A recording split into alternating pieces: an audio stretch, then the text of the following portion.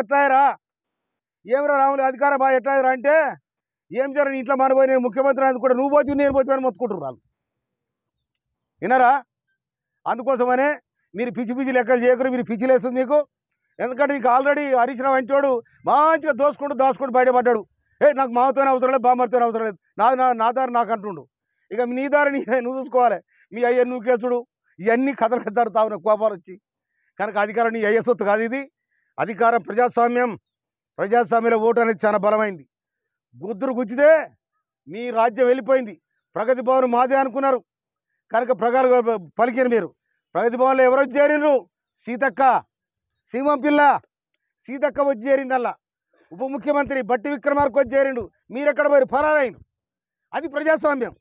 నేను ప్రగతి భవన్ మాదే ఆ భవన్ మాదే ఈ భవన్ మాదే అంటే ఏది నీది కాదు ప్రజాస్వామ్యంలో ఎవరు గెలుస్తారో వాళ్ళదైద్ది అందుకోసం మీ నియంతృత్వ పోగడా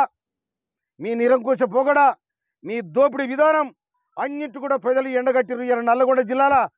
జస్ట్ ఒక్క సూర్యపేట తప్ప ఏముంది ఎక్కడ చూసినా వేల మేరతో గెలిచిన ఒక్కోరు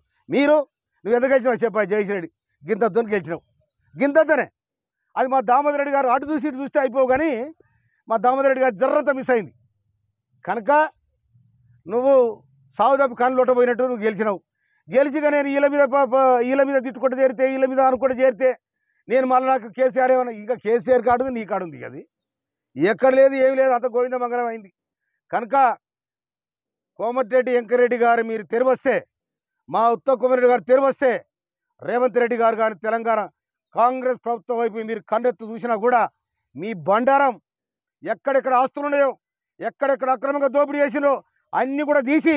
తర్వాత జరిగే పరిణామాలు మీరే బాధ్యులు కావాలి అందుకోసం నోరు మూసుకొని సపడం కూడా చెప్పి హెచ్చరిస్తా ఉన్నా